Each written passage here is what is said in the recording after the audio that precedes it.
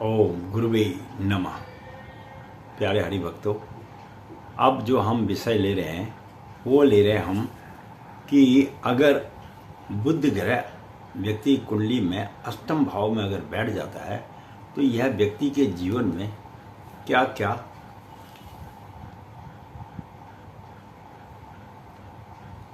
कार्य करवाता है। बहुत ही विषय सुंदर विषय है और अच्छा विषय भी है, और ज्योतिष संबंधी मैं ज्ञान आप लोगों को देता रहता हूँ।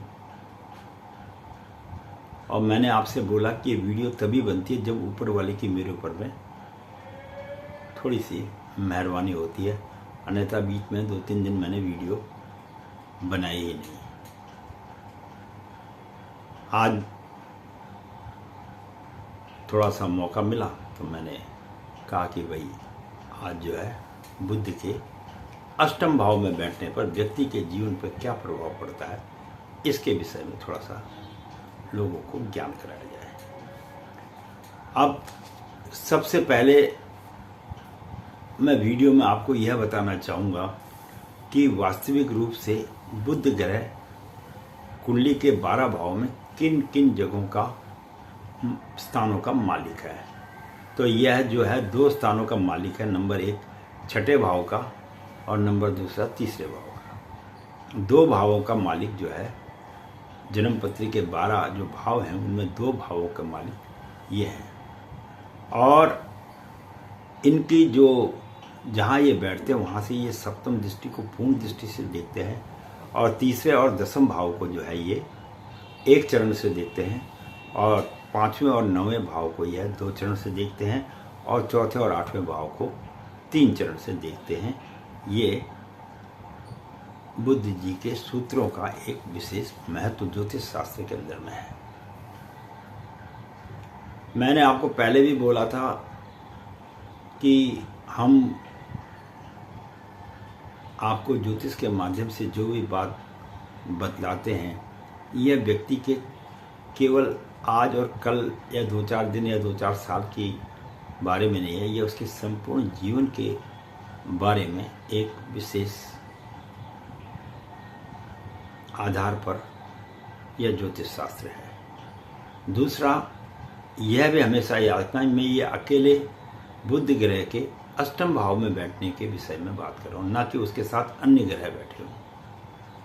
मैंने आपको बार बार बताया है कि ये अकेले ग्रह के अष्टम भाव में बैठने पर बुध का व्यक्ति के जीवन पर क्या प्रभाव पड़ता है, इस विषय में हम आपको जानकारी देते हैं। और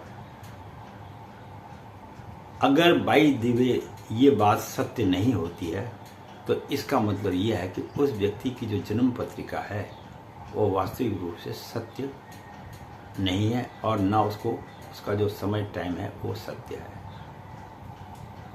इस बात को अगर इस बात में लागू होता है तो इसका मतलब उसकी जन्म पत्रिका पूर्ण रूप से सत्य है। अच्छा, अब अष्टम भाव में बुद्ध महाराज विराजमान तो हो गए, अब वो व्यक्ति के जीवन पर प्रभाव क्या क्या डालते हैं इस विषय में थोड़ी सी हम आगे चर्चा कर लेते हैं। तो ऐसे जिसके अष्टम भाव में बुध बैठा हो, ऐसे व्यक्ति के पास प्रॉपर्टी तो होती है, घर की जायदाद, जमीन जायदाद, गांव की पैतृक संपत्ति वगैरह तो होती है, इसमें तो कोई दो राह नहीं है, होती तो है। अब वो कोई दुर्भाग्यपूर्ण व्यक्ति है जिसके पास जायदाद वगैरह ना मिले माँ बाप के द्वारा हो, क्योंकि मैंने बोला ना कि हर व्यक्ति जब इस जीवन में आता है तो वह अपना पूरा पिछले जन्म के कर्मों के आधार पर ही पृथ्वी पर जन्म लेता है, उसी हिसाब से उसकी कुंडली से योग भी बन जाते हैं। अब उन मूर्ख व्यक्तियों को तो मैं नहीं समझा सकता जो ये कहते हैं पुनर्जन्म नहीं होता है, ये नहीं होता है, जो दुनिया भर की बात करते हैं, ज्ञान उनके अंदर में कुछ भी नहीं है। क्योंकि इस पृथ्वी पर कुछ ऐसे व्यक्ति भी हैं जो अपने आप को सर्वश्रेष्ठ कहलाते हैं, जबकि उनके अंदर में ज्ञान की कोई प्राप्ति होती ही नहीं है, लेकिन वह अपने आप को श्रेष्ठ कहलाने के लिए कहते हैं, जो धारणा गलत है। मैंने आपसे बोला कि कोई व्यक्ति जब जन्म लेता है तो वह किसी न किसी कार्य के उद्देश्य के लिए पृथ्वी पर जन्म लेता है, और तदुपरांत उसका जो है वह कार्य भी करता है और कार्य करने के बाद वह इस पृथ्वी से चला जाता है। तो अपने जीवन काल के अंदर में सबसे महत्वपूर्ण विषय तो इस बात को आप जान के सोच लेना कि पुनर्जन्म नहीं होता है। आदमी के पुनर्जन्म तो निश्चित रूप से होता है, उसी के हिसाब से, उसी के अनुसार वह उस घर में उस स्थान पर पैदा होता है जिस स्थान के लायक उसको प्रभु मानते हैं। नहीं तो सबके सब पैदा होने वाले आदमी उन स्थानों पे ही क्यों नहीं पैदा होते जहाँ पर हर चीज़ की सुविधाएं आज उपलब्ध हैं। वैसे तो हर चीज़ की सुविधाएं सब जगह उपलब्ध है ही नहीं, केवल स्वर्ग के अलावा। एक स्वर्ग, और नहीं तो स्वर्ग में भी समस्त चीज़ों की उपलब्धि नहीं है। आपको मैं आज एक ये भी बात बताऊं, अगर आपके मस्तिष्क में कभी ये बात चलो कि स्वर्ग में सब कुछ मिल जाता है, ऐसा नहीं है। और मैंने आपसे बोला है कि आप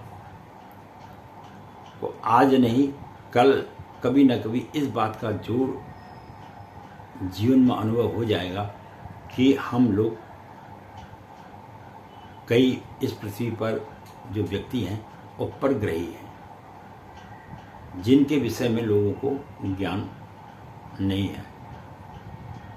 और वो भी हो जाएगा, वो भी समय आने पर उनको इस चीज़ का भी पता लग जाएगा कि यह हमारे बीच का व्यक्ति नहीं है। तो दूसरे ग्रहों से भी लोग आते हैं और आने के बाद जो उनका कार्य और मकसद होता है उसको आके पूरा करते हैं। ये तो मैंने आपको व्यक्तियों के बारे में और पुनर्जन्म के बारे में बताया है। अब हम बात करेंगे कि बुध अगर अष्टम भाव में व्यक्ति की कुंडली में बैठा तो बैठा क्यों? क्योंकि ये बैठा है उसके जन्म और कर्मों के हिसाब से। उसने ऐसे नक्षत्र में जन्म लिया है कि जिसके जन्म के कारण उसका अष्टम भाव में, 8वें भाव में बुध विराजमान करते हैं।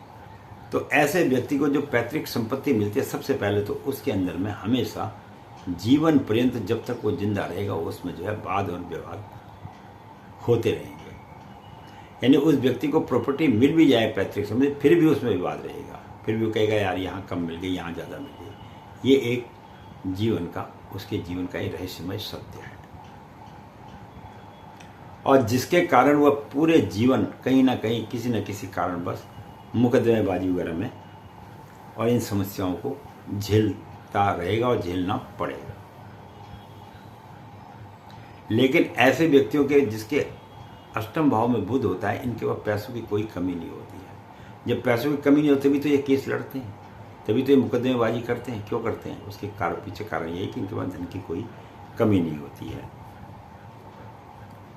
और ये नहीं है कि मुकदमे में ये हार जाएंगे, पैसा है, सब कुछ है, तो ये मुकदमा एन कैन प्रकार से भी उस मुकदमे को, प्रॉपर्टी के मुकदमे वगैरह का कोई जीवन में लगेगा या कोई मुकदमा लगे जायदाद संबंधी, तो उसमें इनकी जीत भी निश्चित रूप से हो जाती है। इस बात को भी ध्यान रखिएगा।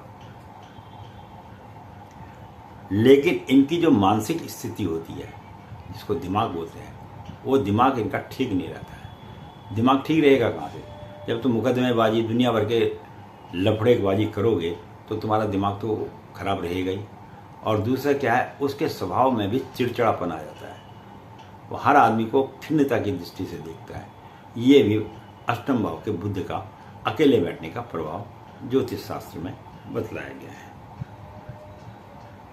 और ऐसा व्यक्ति जो है एक चीज़ में बड़ा धन खर्च कर देता है। वो किसमें है? ये जुए में, या कई लोगों को लॉटरी खेलने का आदत होती है। तो यहाँ पर जो है ये लोग कभी कभी इन जगहों पे अपने पैसों का दुरुपयोग भी जीवन में कर देते हैं।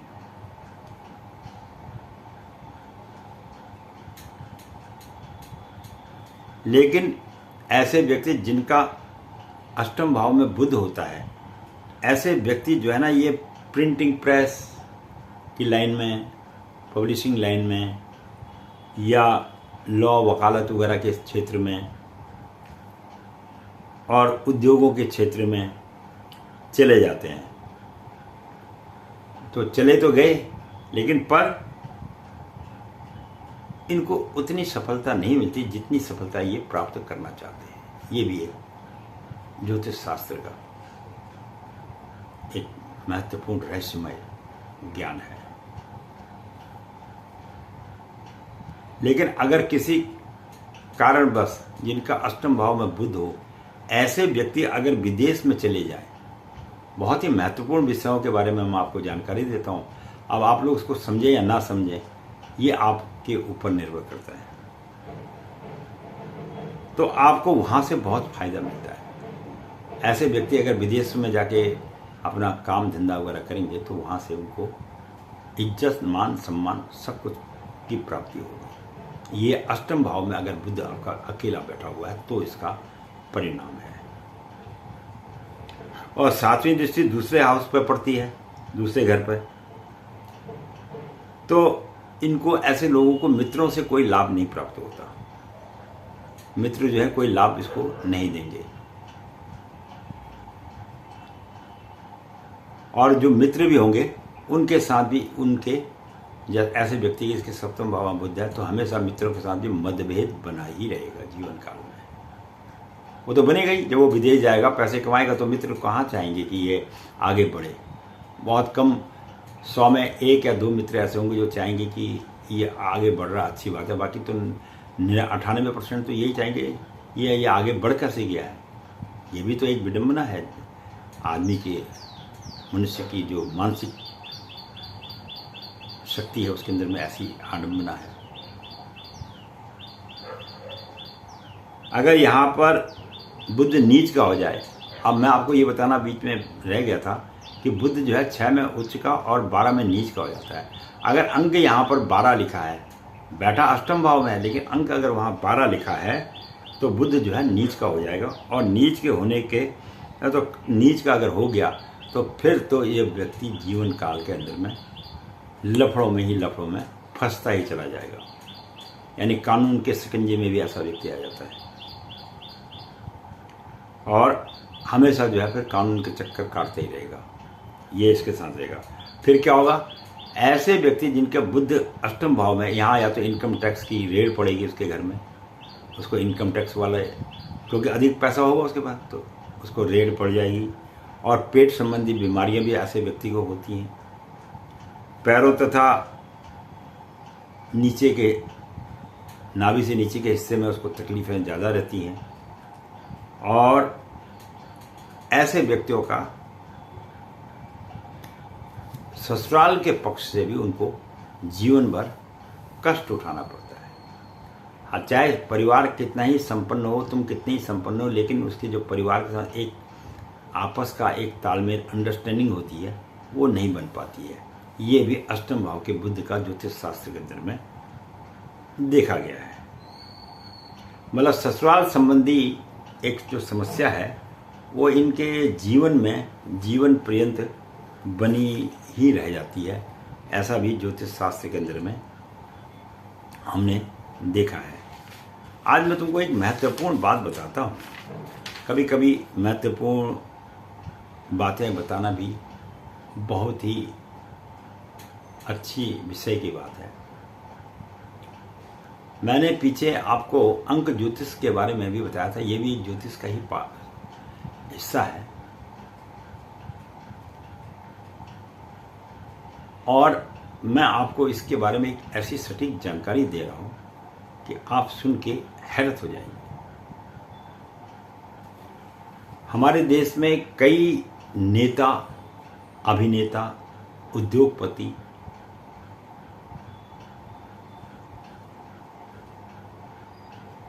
हैं जिनकी जन्म तिथि जो है या तो 4 तारीख या 13 तारीख या 22 तारीख या फिर 31 तारीख होगी। तो अब सबसे बड़ी बात यह है कि ये जो अंक मैंने 4 आपको बताए हैं, ये ज्योतिष शास्त्र के अंदर में एक रहस्यमय अंक है। ये जिस भी नेता की हो, चाहे वो सत्ता में बैठा हुआ हो, चाहे वो सत्ता में बैठा हुआ नहीं हो, तो ये जो 4 अंक हैं, 4 तारीख को जो बच्चा पैदा हुआ है, 13 तारीख को जो भी कोई नेता पैदा हुआ है, 22 तारीख को कोई भी अभिनेता पैदा हुआ है या 31 तारीख को कोई भी जो है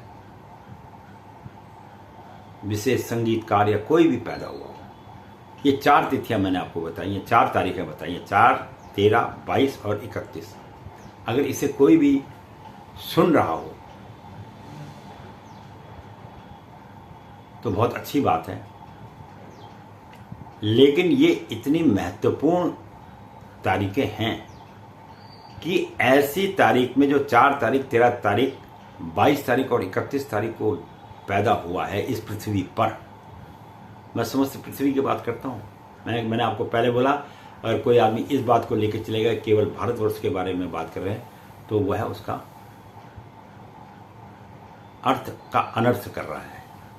मैं ये समस्त विश्व के जो भी नेता, अभिनेता, कोई प्लेयर ही हो, कोई कुछ भी हो, कोई भी आदमी पैदा हुआ हो, कोई भी यानी XYZ, गरीब अमीर जो भी है, तो 4 तारीख, 13 तारीख, 22 तारीख और 31 तारीख ये ऐसे व्यक्ति होते हैं कि इन तारीखों में पैदा हुए व्यक्ति के जीवन के बारे में आप कभी भी अनुमान नहीं लगा सकते। ये रहस्यमय व्यक्ति होते हैं। ये जीवन में क्या करेंगे, कब करेंगे, कैसे करेंगे, इसके बारे में इनको स्वयं में भी अपने में मालूम नहीं होता है और ये को कार्य कर जाएंगे। ये लड़ाई झगड़ा भी करवा सकते हैं और खुद साइड में बच जाएंगे। ये देश में उपद्रव भी करा सकते हैं और खुद साइड में बच जाएंगे। तो इन 4 तारीखों में जो व्यक्ति जन्म लिए हैं, इन्हें ये खुद गलत नहीं है, क्योंकि इन्होंने पूर्व जन्म में कर्म ऐसे किए हैं, ऐसे कर्मों को करके पैदा हुए हैं कि ये आके लोगों के अंदर में केवल मात्र अशांतियां फैलाएंगे। ये चाहते नहीं है हम अशांति फैलाएं, लेकिन क्या करें, इनके प्रारब्ध इस प्रकार के हैं कि ऐसे व्यक्ति अपने जीवन काल के अंदर में लोगों को भ्रमित करके स्वयं एक साइड बैठ जाएंगे और लोग इनकी बातों में आके भ्रमित भी हो जाएंगे। ये मैं नहीं कह रहा हूं, ये पंडित गिरीश तिवारी नहीं बोल रहा है, ये ज्योतिष शास्त्र कह रहा है, क्योंकि ये एक रहस्यमय अंक हैं और ऐसे अंकों के व्यक्ति पर जीवन पर्यंत ऐसी तिथि पे पैदा हुए लोगों पर व्यक्ति को विश्वास नहीं करना चाहिए, क्योंकि इनकी जो बुद्धि है ये अपने आप में नहीं होती है, जिसके कारण जो है ये कल्पनाओं में जीते हैं और काल्पनिक बातों का ही ये निर्णय ले लेते हैं। रात को इनका निर्णय कुछ होगा और सवेरे उठते उठते इनका निर्णय बदल जाएगा। ये 4 राशियों से जीवन काल के अंदर में व्यक्ति को हमेशा बच के रहना चाहिए, क्योंकि इनका जो दिमाग है बहुत तीव्र होता है, बहुत तेज दिमाग के लोग होते हैं ये, लेकिन पर उसको वह ठीक प्रकार से प्रयोग ना करके विचित्र कार्यों में लगा देते हैं। और ऐसे लोगों को जो रोग भी होते हैं जीवन काल के अंदर, अगर कोई इनको रोग हो जाए तो इनके रोग भी इनको विचित्र होते हैं, जिसका पता ही नहीं लगता। वो आखिरी मौके पर जाके पता लगेगा कि इनको तो ये रोग हो गया है और जिसके कारण इनकी मृत्यु हो जाती है। तो ये ज्योतिष का एक छोटी सी मैंने आपसे बोला था, आप लोग सब्सक्राइब कीजिए। जीवन काल के अंदर में रहस्यमय विषयों के बारे में जो मैं आपको जानकारी देता हूँ बड़ी दुर्लभ है और ये सब प्रभु की प्रेरणा से होता है जो मैं आपको दे रहा हूँ। अब बाकी अगर तुम लोग, तो आप भी क्या कर सकते हो, तुम सब्सक्राइब नहीं करते हो, क्यों नहीं करते हो वो भी मुझे पता है, क्योंकि तुम्हारे प्रारब्ध में इतना ज्ञान लिखा ही नहीं है। जब तुमने इतना ज्ञान की प्राप्ति करनी नहीं है तो तुम सब्सक्राइब करोगे क्यों? अगर कर लोगे तो तुम्हें ज्ञान की प्राप्ति नहीं हो जाएगी। तो या तो तुम्हें जिस समय ये वीडियो आपके सामने आएगी यूट्यूब के थ्रू, उसमें या तो आपको नींद आ जाएगी,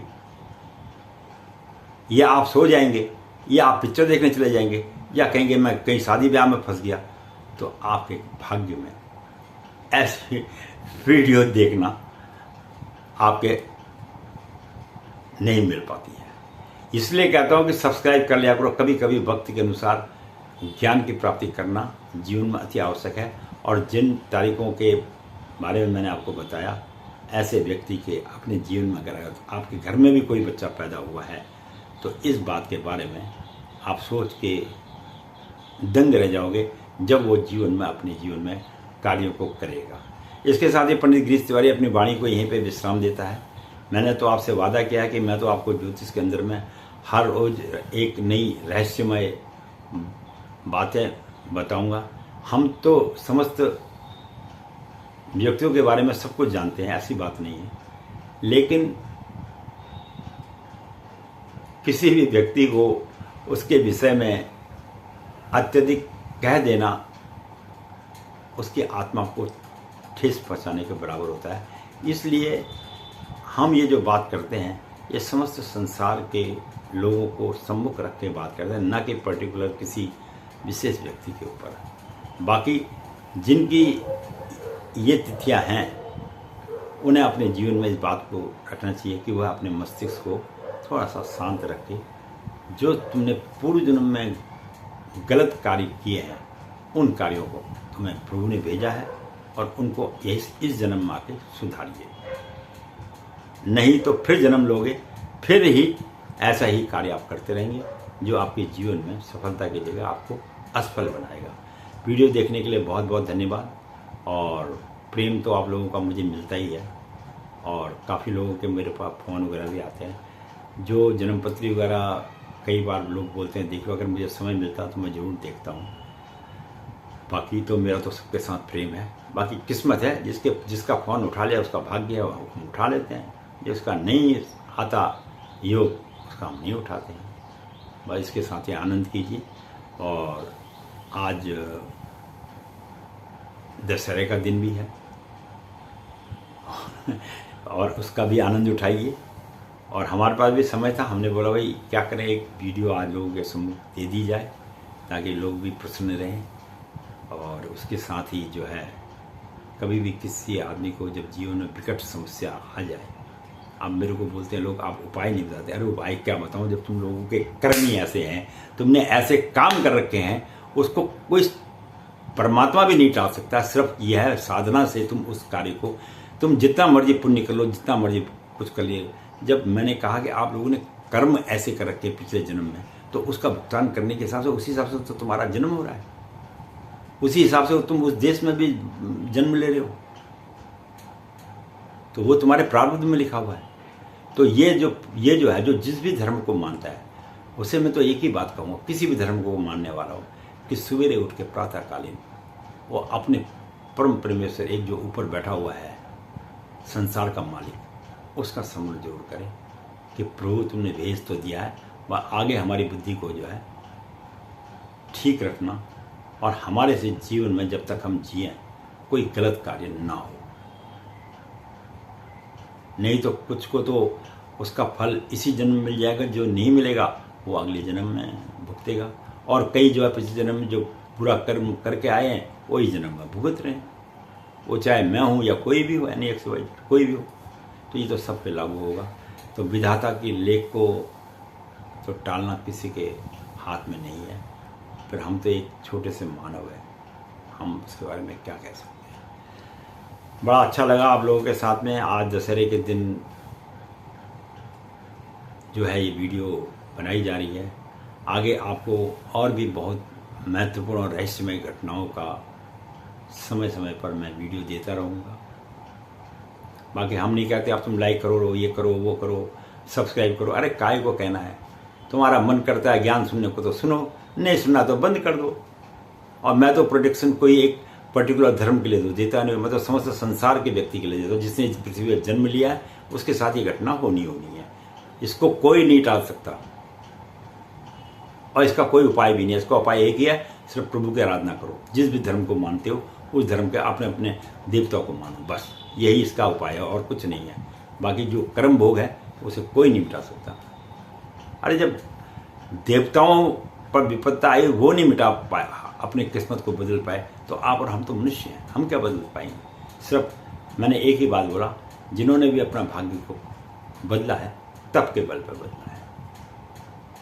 यही सबसे श्रेष्ठ कार्य है। धन्यवाद वीडियो देखने का।